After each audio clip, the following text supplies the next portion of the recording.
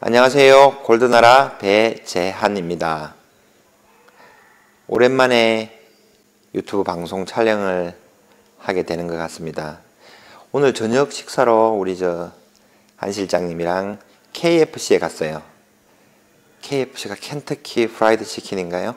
여기 가서 맥주도 팔길래 맥주도 한잔 했습니다. 음주 방송이 되더라도 했던 말 또 하고 또 하고 하더라도 이해해 주시기 바랍니다.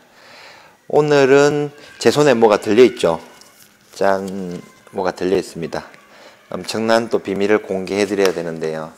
매일 방송을 할 때마다 새로운 것을, 새로운 정보를, 남들이 공개하지 않은 정보를 알려드려야 된다는 강박관념도 조금 있어요. 조금 있는데 제가 이제 아는 한 저도 많이 같이 공유를 하고 싶어요. 공유를 하고 싶고 다 같이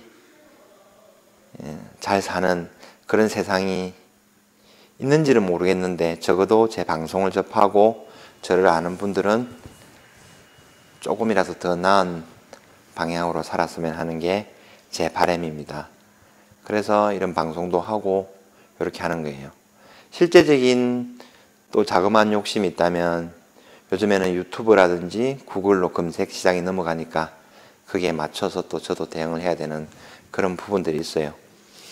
자, 여차하시고 오늘 제 손에 들고 있는 이거 두 권의 작은 북인데 일종의 요거를 나중에 소개시켜 드리도록 하고 지금은 오늘의 금시세부터 해가지고 살펴보도록 하겠습니다. 금시세가 지금 굉장히 재미가 없어요. 그러니까 변함이 별로 없다고 해야 되나요? 일단 도매시세로 거래되는 거 한번 볼게요. 여기 지금 국제금시세 1223.11달러, 그 다음에 환율 1129.73 이렇게 나오죠. 금시세는 국제금시세 나누기 31.1035 1온스죠. 1온스는 31.1035. 국내 금시세 구할 때 어떻게 하냐면 복습 한번 해볼게요. 1223.35 나누기 31.1 약식으로요. 곱하기 환율 1130.64. 지금 국내 시장은 마감을 하고 역외 시장에서 지금 움직이고 있겠죠. 근데 이거는 큰 의미는 없어요. 엄청나게 급변하는 게 아니면은 내일 아침에 9시 시작할 때 다시 이제 외환 시장이 열리는 거죠. 외환 시장은 저번에 말씀드렸듯이 굉장히 크다고 했습니다. 하루에도 뭐 4조, 5조씩 움직이는 그런 큰 시장이에요. 이렇게 참고하시면 되고, 국제금시세 지금 그람당 44,463원 조금 전에 내렸네요. 그 다음에 요거는 지수 상태의 금을 말씀드린 거고요. 그 다음에 여기는 이제 도매상에서 거래가 되는 거 그람당 45,000원. 여기서 3.75g 돼 있죠. 3.75g 원. 한돈이에요. 한돈 168,900원 곱하기 1.1 하면 이렇게 나올 거예요.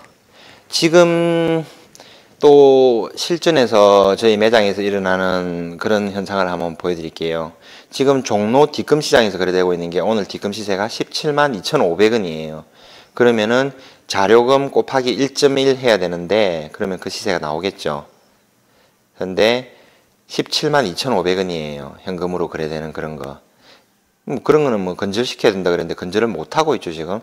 그러면은 이 자료금들은 무조건 168,900원 곱하기 1.1 해가지고 사야 돼요. 그런데 현금 시장, 뒷금 시장은 172,500원에 거래되고 있죠. 막금, 결제금이라고 그러거든요.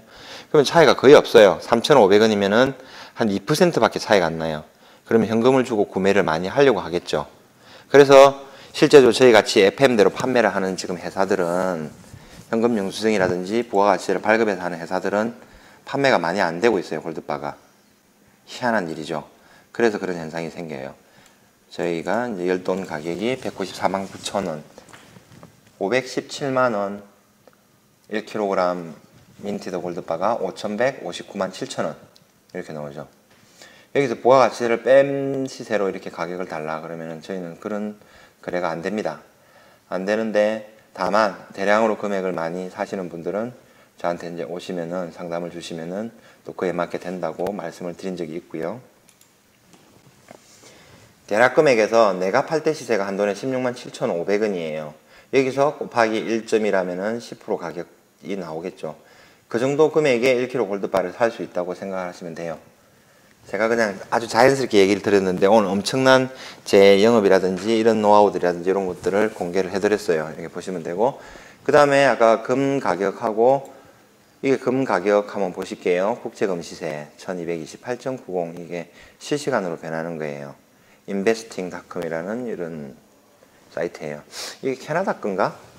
그래요. 하여튼 이거 참고해 보시면 되고, 이 장기 차트예요. 장기 차트로 해가지고 쭉 상승을 했다가 2010년도 최고점 찍고 지금 한 7, 8년, 8, 9년 동안 지금 이제 저점을 확인하고 있는 구간들이에요. 더 이상은 하락을 안 하죠. 인플레이션도 있고 이렇게 했기 때문에. 저번에 말씀드렸듯이 97년도 IMF 때 금 가격이 이렇게 낮았다가 팔고 나니까 쭉 올라간 거예요. 이 부분에 대해서 이제 어떤 말들이 있겠죠. 자, 그 다음에 환율 자, 한번 보실게요.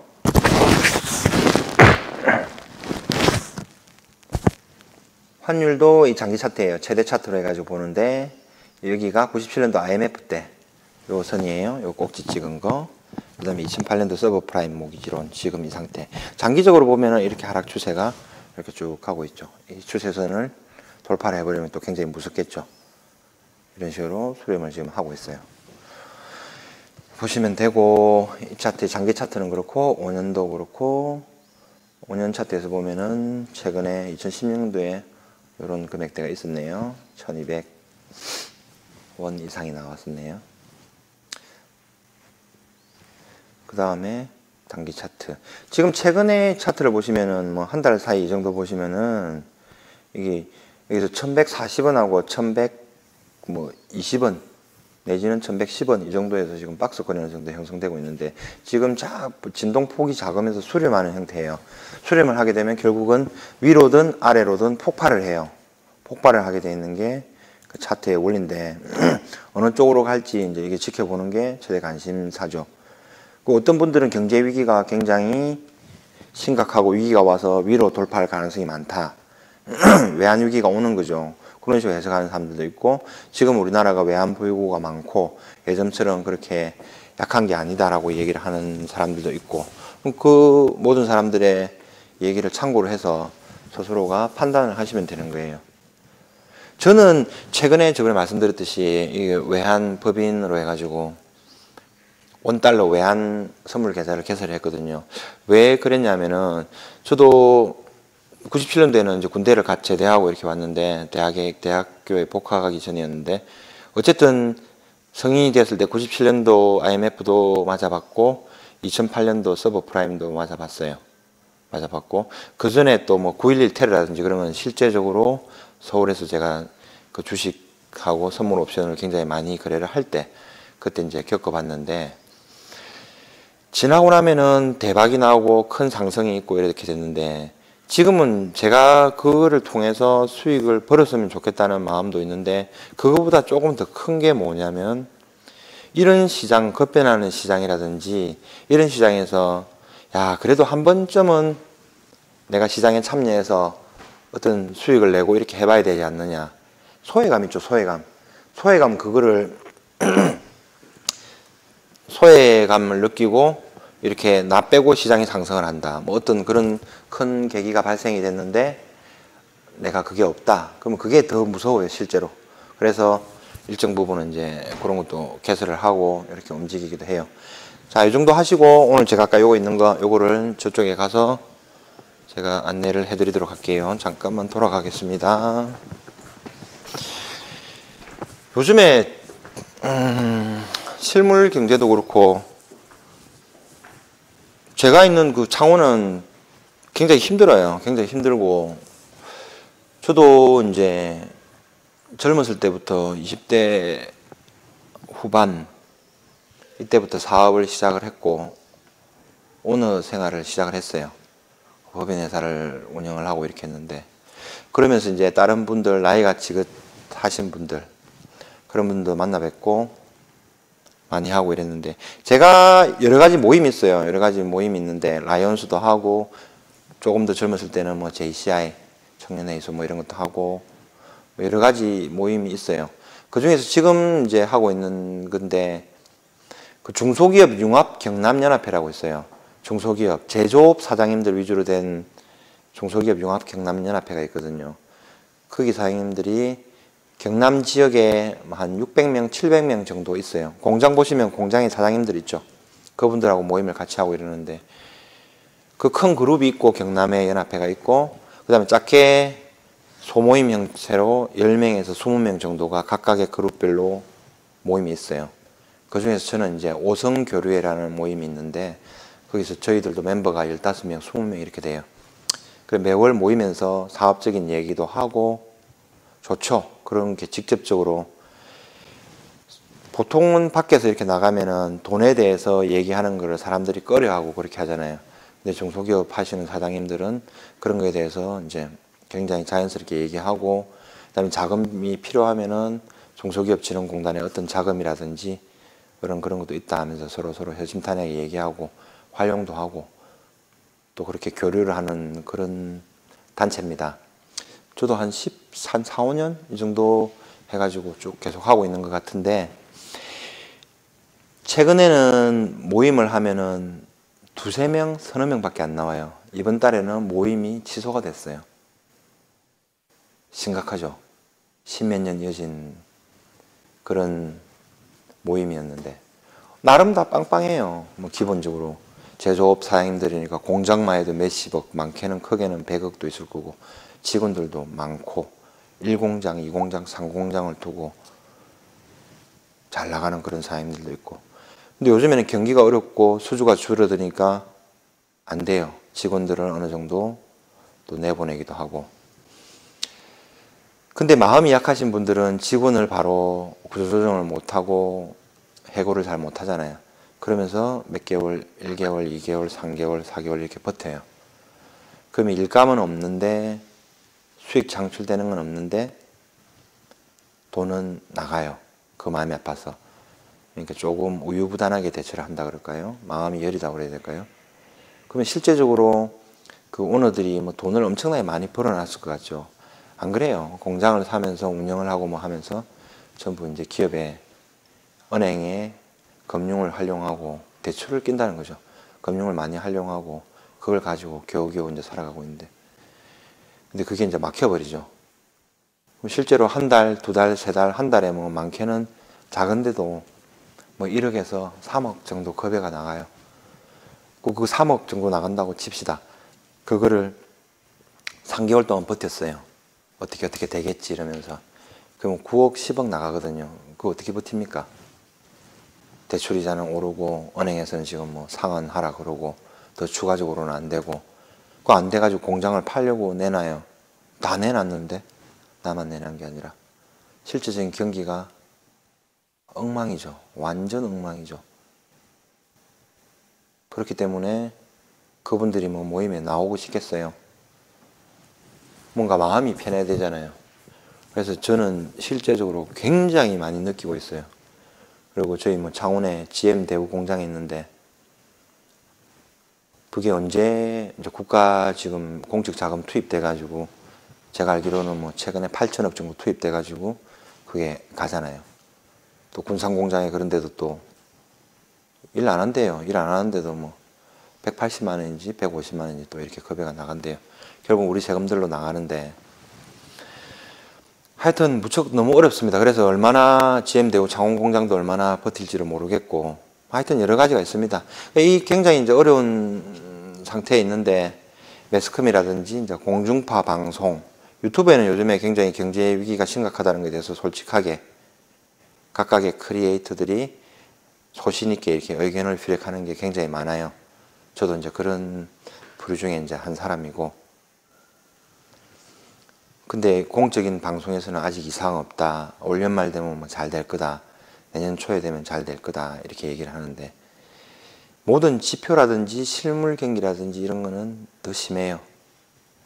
창원이 그 뭐 경제 위기 지역, 뭐 고용 위기 지역, 산업 위기 지역 뭐 이렇게 해서 그런지는 모르겠는데, 저는 제 인생 살면서 가장 경기가 최악이고 무섭고 두려운 그런 시기예요. 그러니까 어느 누구도 자신의 자산이라든지 경제 상황에 대해서 도움을 주지 못해요. 국가가 뭐를 조금 해준다 그러는데 그거는 굉장히 한정적이에요. 국가가 세금을 걷어서 돈을 조금씩 나눠주는 것보다는 기업체 힘을 북 뜯어주고 그 기업들이 잘 되고 그러는 게 훨씬 좋아요. 간단한 거 아닙니까? 요즘엔 노조도 굉장히 강화되어 있고 민주화도 많이 진행됐어요. 기업에서 뭐 1조를 번다고 칩시다. 옛날에는 뭐 자기들이 다 먹었다고 칩시다. 근데 요즘에 그렇게 되나요? 그게 안 되잖아요. 1조를 벌면은 5천억은 노동자들한테 돌아가요. 이 파이를 키운 게. 그럼 이게 돌아가고 나머지 5천억을 가지고 예를 들어서 회사营영업을 둔다든지 뭐 R&D에 쓴다든지 아니면 뭐 유보금을 둔다든지 이렇게 해야 될 거 아니에요. 경기가 어려우면 월급을 줘야 되잖아요. 이 사람들 다 책임을 져야 되는데. 그럼 나머지 5천억에서 커진 파이에서 그럼 보너스도 나올 거고 뭐 어떻게 뭐 성과금도 나올 거고 그럼 그 돈들이 전부 다 실생활에서 돌아가면서 커지면서 경제가 밥도 먹으러 갈 거고 저희 같은 주얼리 매장에서 주얼리도 하나씩 더 살 거고 옷도 살 거고 영화도 볼 거고 이렇게 해서 돌아가는데 이 경제는 안 키워요. 기업들 잡아 족치는데 누가 이걸 키우겠어요? 안 키워요. 그럼 그대로 있어요. 이 상태에서 나눠 먹재요. 그 말이 아니죠. 그럼 이거 한번 나눠 먹고 나면 다음에는 뭐 어떻게 할 건데요? 그걸로 끝나는 거죠. 그러니까 백날 이렇게 나눠주는 것보다는 차라리 파이를 키워서 이 파이가 더 커져가지고 이렇게 커졌다. 그럼 거기서 반을 내면은 또 더 커지잖아요. 그러면서 경제가 발전하는 건데. 하여튼 좀 각설하고 실장님 이거 좀 봐주시겠어요? 제가 가져 나왔는데 이제 금에 대해서 이제 조금 축소를 해서 이렇게 들어가겠습니다. 금 투자를 하는 방법은 여기 밑에 보듯이 실물금 있잖아요. 실물금을 직접 돈을 주고 구매를 하는 게 좋아요. 자, 이런 경우에는 여유자금이 있거나 채광의 투자가 되는 게 맞죠. 자기가 스스로 통제할 수 있는 금을 소유를 하고 있으니까요. 투자를 할 때 제일 기본 요소가 뭐냐면 통제력이에요. 통제력. 자기가 통제할 수 있는가. 이 금을 내가 팔고 싶으면 팔고 사고 싶으면 사고 어느 시점에 어떻게 하겠다 하는 게 그런 게 통제력이거든요. 주식 투자를 할 때는 통제력을 잃어요. 펀드를 넣든지 주식을 하든지 하면 통제력을 잃어요. 무슨 말이냐면 제가 아무리 좋은 우리가 삼성전자 주식을 샀다. 삼성전자 주식을 뭐 몇 주를 샀다, 몇 억을 샀다, 몇십억을 샀다. 그러면 그 주식이 삼성전자 주식을 사는 순간 통제력을 잃어요, 우리는. 그 돈들은 뭐 삼성전자 회사로 가겠죠. 거기서 임원진이 얼마의 식사를 하는지, 얼마의 판공비를 쓰는지, 얼마의 무슨 비용을 쓰는지는 전혀 우리가 통제를 못해요. 그래서 그건 통제력을 잃는다고 얘기를 하는 거거든요. 그래서 뭐 투자를 할 때는 제일 기본적으로 자기가 통제를 할 수 있는 거, 통제력을 발휘할 수 있는 거, 잘 아는 상황에 대해서 투자를 하는 거, 이런 부분에 대해서 그거를 이제 하시면 됩니다. 첫 번째가 실물금 투자하는 방법은 실물금 투자. 돈 주고 사는 거예요. 가장 간단하죠. 자, 그 다음에 두 번째 제가 소개시켜 드릴게요. 두 번째는 뭐냐면 KRX 있죠. KRX. 여기 보면은 KRX 한국거래소 금시장 회원사 돼 있죠. 우리가 한국금거래소 창원점하고 제가 진해점 운영을 하고 있는데 한국금거래소가 KRX 금시장 회원사예요. KRX에서 여러분들이 지수 상태로 1g 단위로 금을 사고 팔 수 있는 거예요. 거기는 이제 세금이 없죠. 세금이 없는데 레버리지를 활용을 못하고 자기 돈 1,000만 원 있으면 1,000만 원치 금을 샀다가 올라가면은 뭐 수수료라든지 이런 거 빼고 수익을 남는 그런 구조예요.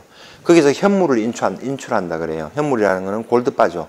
골드바를 인출할 때 인출이 가능한 금의 판매점의 도매상 금 회원사가 있어요. 금 회원사. 그 중에 하나가 한국금거래소예요. 그리고 제가 운영을 하는 골드나라도 마찬가지로 KRX 한국금거래소 금시장 회원사예요. 경남에는 아마 저밖에 없을 거예요. 그러니까 KRX에서 금을 사시고 인출을 원한다 그러면은 재금이 그렇게 납품이 돼가지고 나갈 수도 있어요. 그렇게 KRX에서 직접 이제 지수 상태로 거래를 하는 게 두 번째 방법이고요. 그 다음에 세 번째는 이제 금펀드를 드는 경우가 있어요. 금펀드.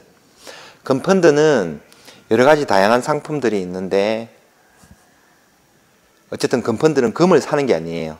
금을 사는 게 아니라 금 관련된 뭐 건강회사를 산다든지 그 다음에 금 관련된 뭐 채굴 기계를 개발하는 뭐 어떤 회사를 산다든지 이런 식으로 각 그 운용사에서 자기들이 이제 선정한 종목에 따라서 그렇게 해요. 근데 펀드가 그렇게 해요. 펀드는 근데 제가 비추예요, 비추. 추천을 안 드리는 게 뭐냐면은 옛날에 한참 유행한 부자 아빠 가난한 아빠 시리즈에서는 로버트 기요사키라는 사람의 책에 보면 그런 말이 나와 있어요. 투자자하고 운용사가 있어요. 근데 투자는 100% 투자자가 다 해요. 우리가 펀드에 투자를 한다 그러면 제 돈이 100% 다 들어가는 거예요. 투자 운용사는 제로예요. 그쵸? 근데 리스크는 손실을 보면은 제가 100%다 져요. 제 돈을 투자를 다 했으니까. 투자 운용사는 리스크가 제로예요. 근데 수익이 나면은 몇 대 몇으로 가져갈 것 같아요? 한 40년 정도 운용을 했을 때. 투자사가 80%를 가져가고, 투자 운용사, 그 다음에 투자자, 제가 투자를 했다 그러면 저는 20%밖에 못 가져가요. 그게 펀드를 하는 구조예요. 위탁 처음에 할 때 뭐 펀드 판매 수수료 있을 거고, 위탁 수수료 있을 거고, 운용 수수료 있을 거고, 이렇게 돼요, 그게. 그러니까 수익이 나든 안 나든 계속 그걸 운영하면서 수익을 빼 나가는 거예요. 그렇기 때문에 장기적으로 갔을 때는 펀드는 저는 절대 안 권합니다. 차라리 그냥 뭘 자기가 하고 싶으면은 그렇게 하면 되고. 그 다음에 네 번째 제가 하는 방식이 있는데, 이제 이거예요. 오늘 소개시켜드릴 이건데, 한번 보여드릴게요. 이게 뭐냐면은, 신한은행을 자랑하는 거 아니에요. 신한은행인데, 이 노란색 이런 금 있죠. 이게 뭐냐면, 금통장이에요. 금통장이에요. 금통장을 이렇게 설명을 드리는데, 금통장을 저는 실물금을 이렇게 하잖아요. 실물금을 많이 다루고 거래를 하면서도 금통장도 해요. 금통장은 이제 종이금이라고 얘기하는데, 금통장도 여러 가지로 이제 설명들을 사람들이 굉장히 많이 하는데, 제가 가장 실무적으로 얘기를 드릴게요. 금통장을 왜 하냐면은, 실물금하고 금통장하고 차이는 뭐냐면은, 정말 큰 경제 위기라든지, 아니면 어떤 큰 사태가 오면은 내가 산 골드바를 내가 쥐고 있으니까 그 값어치만큼 해치가 되고 그만큼 활용을 할 수 있는 거예요. 근데 정말 큰 경제 위기가 오거나 전쟁이 일어나거나 이러면은 제일 처음 하는 게 은행을 폐쇄시키겠죠. 금융권을 마비를 시켜요. 그죠? 그렇게 되면 이제 나라도 망하고 전체적으로도 이제 난리가 나는 건데, 그러면 제가 이 통장에 넣어놓은 거를 뭐 얼마가 되든 다 손해를 보겠죠. 손해를 보고 어떻게 뭐 동결을 시킬 수도 있을 거고 못 찾을 수도 있을 거고 그럴 거예요.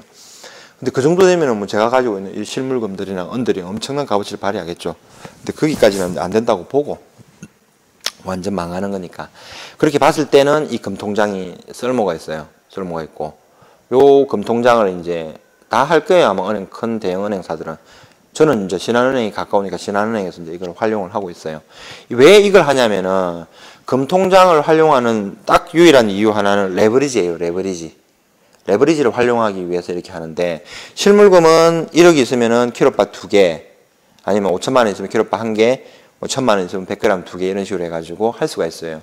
근데 얘는 레버리지를 활용을 할 수가 있어요. 3배. 그래서 저도 이제 요거를 이렇게 합니다. 이렇게 하는데, 어떤 레버리지를 하냐면, 쉽게 제가 실전적으로 하는 거에 대해서 예를 들게요. 금통장에 금을 3천만 원을 주고 은행에 가서 내가 많이 살 거니까 수수료 할인을 해달라. 이것도 잘 중요해요. 한두 번 하면 상관이 없는데 1% 정도의 수수료를 받아요. 3천만 원 산다 그러면은 금을 매입할 때 살 때 수수료가 30만 원 정도 받는데, 여기서 좀 타이트하게 뭐 지점장하고 협상을 한다든지 이러면은 최대 0.5%까지 내려줘요. 그럼 그것만 해도 15만 원 절약되는 거죠. 어쨌든 그렇게 한번 해보세요. 제 이름 팔고 한번 도전해 보셔도 되고. 그렇게 해가지고 사요, 금을. 금을 사게 되면 3천만 원씩 금을 샀죠. 그러면은 이게 금이라는 담보가 생기잖아요. 금이라는 담보가 생기기 때문에 2천만 원이 70% 정도, 최대 2,100만 원, 2천만 원 정도가 대출이 돼요. 자, 3천만 원씩 금을 샀습니다. 2천만 원 대출을 받았습니다. 그러면 내 돈은 얼마 들어가요? 1천만 원만 들어갔죠. 금은 얼마 들어갔어요? 3천만 원 들어갔죠. 아시겠죠? 그러면 내 돈 1천만 원을 가지고 3천만 원씩 금을 산 거예요. 자, 이걸 확장해가지고 10개가 됐다. 그러면 내 돈 1억에 금은 3억 산 거예요. 거기서 물론 빚은 2억이 있겠죠. 이 게임을 레버리지를 3배 정도 활용해가지고 가는 거예요.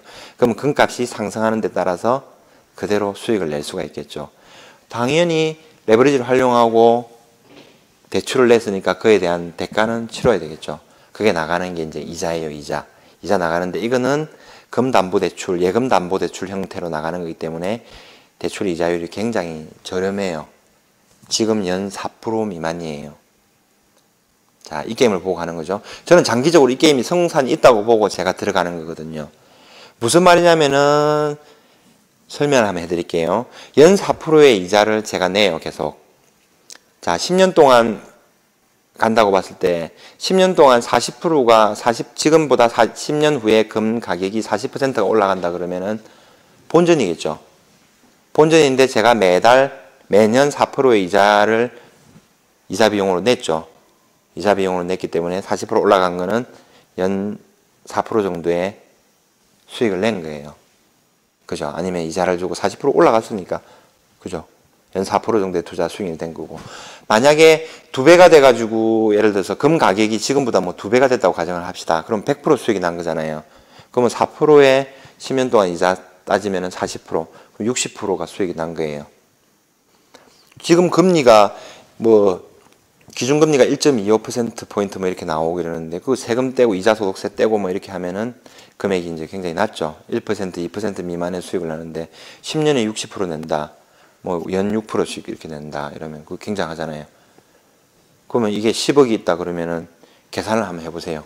10억이 있으면은 10년 후에 2배가 갈지, 3배가 갈지, 1.5배가 갈지, 뭐 10배가 갈지 그건 아무도 몰라요.